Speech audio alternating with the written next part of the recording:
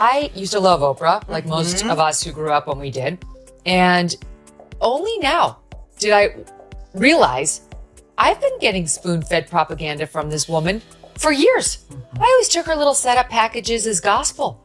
Before I was a reporter, I never even thought to question whether Oprah might be intentionally misleading me. Then last night, the dawn came and I was like, oh my God, she is not a reporter. She's a propagandist. She's trying to shove messaging down my throat of whatever she believes, not what's real. So you remember she did that kind of factual interview after the quote documentary of Michael Jackson? Yes. That was so If I told you Oprah just faced a sharp critique from Greg Gutfeld and Megyn Kelly in one of the most surprising exchanges since daytime TV collided with cable news debates. One moment, she's the queen of connection, and the next, she's navigating a storm of skepticism. Gutfeld brought wit, Kelly presented her arguments, and Oprah, she responded with measured silence. What was said to transform "you get a car" into "you get questioned." Stay tuned. This story carries more intrigue than any discussion from Oprah's book club. Words, Oprah's list of favorite things. So Oprah released her annual list of favorite things, and as usual, there are lots of expensive stuff. $1,000 pizza oven, $590 drip coffee maker, $80 of luxury salt. Sadly, no proposal from Stedman. Kat, do you think she went over this first to make sure it wasn't too extravagant? You're missing the best one. What? Okay, it is a little journal and it's called I'm Dead, Now What? Important information on my belongings, business affairs, and wishes. Hand this to someone at Christmas, I dare you. Imagine this, a media powerhouse reigning over her empire with the poise of royalty, wrapped in luxury and purpose, distributing gifts as though her list of favorite things is a cultural phenomenon. Yet, instead of admiration, there's a subtle critique, the kind that suggests, you should feel honored to be noticed. That's Oprah, the unstoppable figure of daytime television turned media mogul. Her name alone can propel careers, books, and aspirations to unimaginable heights. Oprah is actually suggesting that I think you're like, listen, what do you say? This made me think of you. You're probably not going to be alive much longer. Merry Christmas. Oprah, if she did go over this, she is a sick. Yeah. She did not raise any of those accusers' serious compromising facts when she had them right there. Maybe they're telling the truth, maybe they're not. But as a journalist, you have to at least ask. You've got multiple lawsuits against his estate, sir. Might that be an incentive to lie? Didn't ask. You've got these accusations against him. You had a book that you were supposed to produce about Michael Jackson in the context of litigation where you were required to turn this stuff over, and you lied saying that you didn't have it. And you only got found out because Random House and these other publishers admitted you shopped it to them and turned over the metadata to Michael Jackson's. Greg Gutfeld wasted no time peeling back the polished layers of her public image. He critiqued her empire with the force of a blunt hammer in a glass shop. Own everything, Oprah once remarked, not figuratively. Her vision extends across the media landscape, networks, magazines, streaming services. Essentially, if it draws attention, she's invested. Gutfeld highlighted a key concern. When Oprah discusses ownership, it feels less about fostering unity and more like building a vast media dominion that even the wealthiest competitors might envy. Picture her as the skilled navigator of the media world, prepared to reshape industries with her influence. Biggest issues that are pulling us apart at a time when I believe we all need to be coming together. You still have your whiteness. That's what the term white privilege is. It means that whiteness still gives you an advantage no matter what. This lady became very rich off some very poor white people who watched her every single day in the middle of the day. It's not a conversation, it's a condescending lecture. Megyn Kelly, ever direct, questioned the portrayal of Oprah as the ultimate cultural guide, the one who suggests what to read, think, and feel, delivered in a tone so reassuring that disagreement feels almost unwelcome. While she didn't say it outright, Kelly implied that Oprah's approach to empowerment may conceal a carefully orchestrated strategy. Watching Oprah isn't just entertainment. It often means aligning with her carefully crafted narrative designed to inspire, persuade, and endorse her brand. It's a movement with a touch of elegance and grand giveaways. All right, so you got salt, you got cheese, you got pizza. I'm gonna stop you there. Yes. I treat this like the list I get from my kids. They send me emails because they know when I laugh in their face, it hurts. Anyone who wants a $1,000 pizza oven, you're gonna get what Kat picked out. Like, that's the greatest gift you can give somebody because you can't return it. Because returning it, you think you're immortal? You think you're better than us? Like, get your affairs in order. That's the great, you stole the show. They wanted me to talk about a dog towel. That is, towel's a towel. Great job, that's the best gift ever. And Oprah has never read this, just like I don't read the list for my kids. And the contradictions? They piled up like unopened books from an Oprah-endorsed collection. On one side, she's the emblem of anything is possible optimism, inspiring millions to pursue dreams and embrace self-worth. On the other, she's the billionaire traveling the world in private jets, enjoying rare luxuries, while countless others face daily struggles. Gutfeld addressed this duality head-on, championing gratitude from a position of unmatched privilege while others contend with basic challenges. The message? Appreciate what you have, even if it's just a glimpse of the abundance she represents. Time she laughed last night, because you're so right about her team, like, controlling this cackling, was when she talked about the idea that she might shoot a home invader with her handgun. We have that. She laughed. We have that one. Watch. When you said you have guns, at the debate. I'm a gun owner. Tim Walls is a gun. I know that. If somebody breaks in my house, they're getting shot. Yes. I hear that. I hear that. Probably should not have said that. But my staff will deal with that later. She's not funny.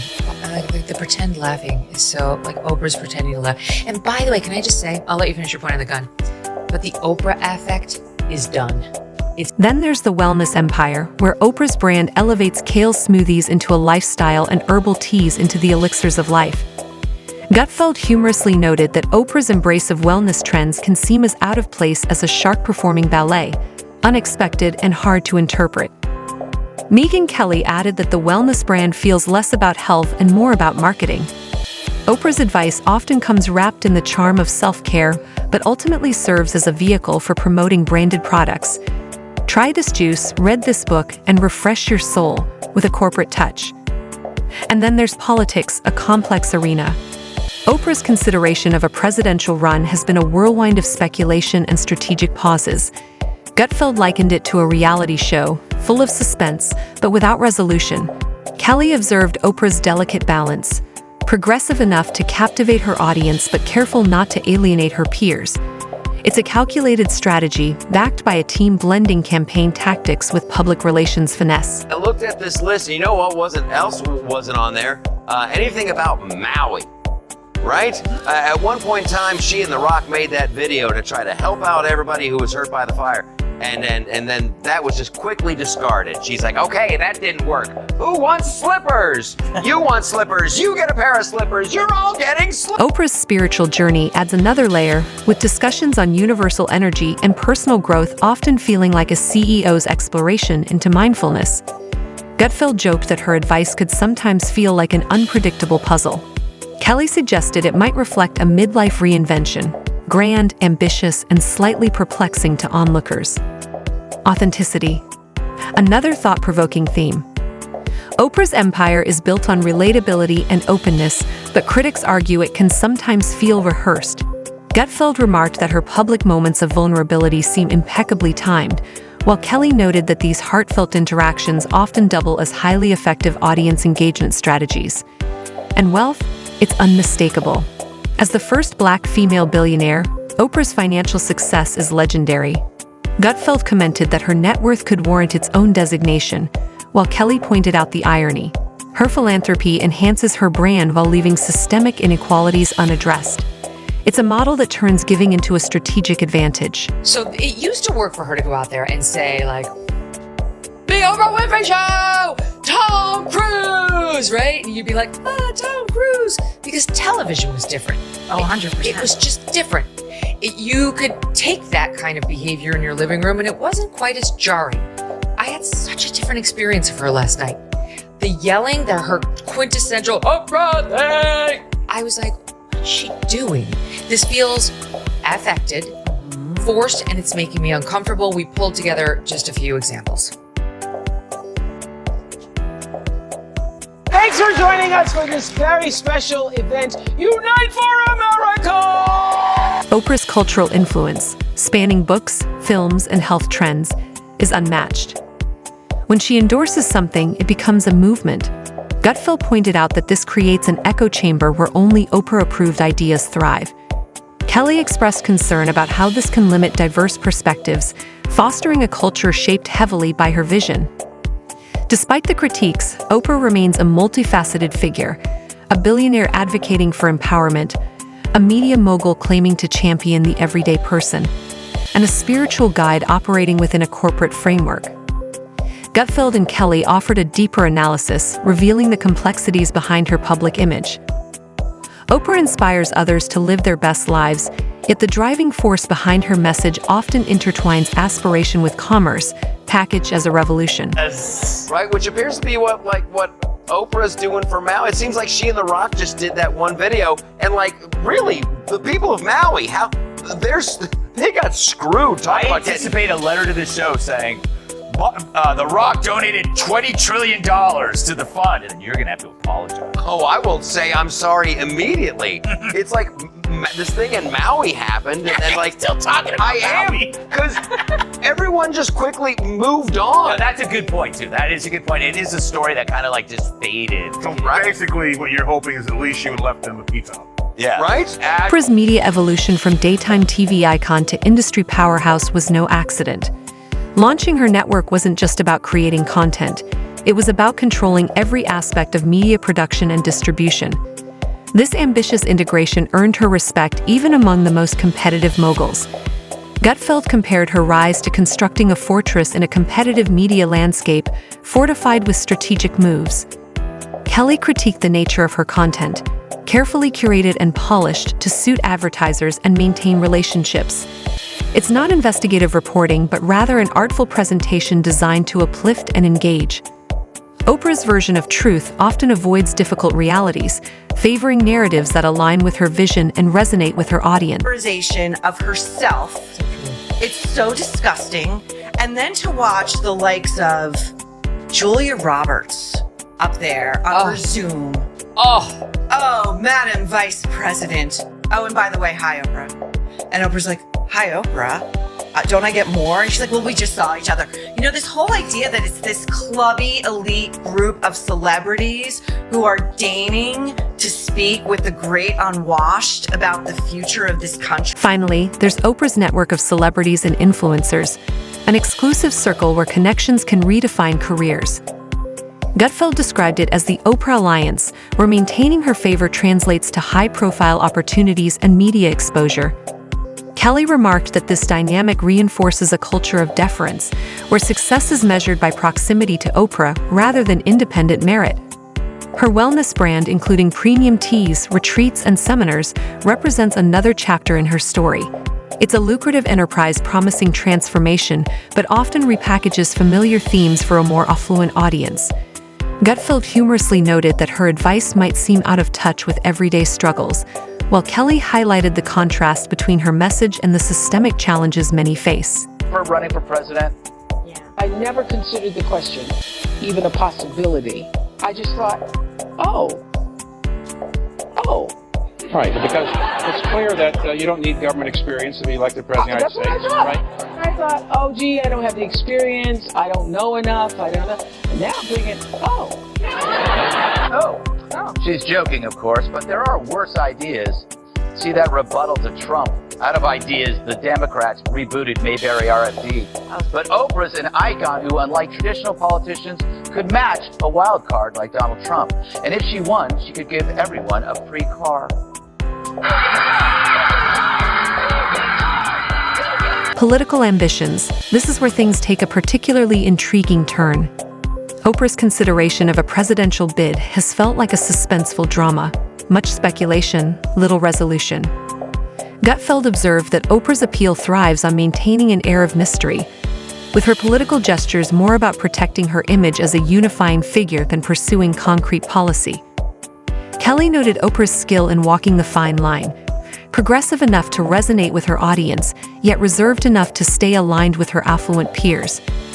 It's a delicate balance of influence, perception, and strategic positioning.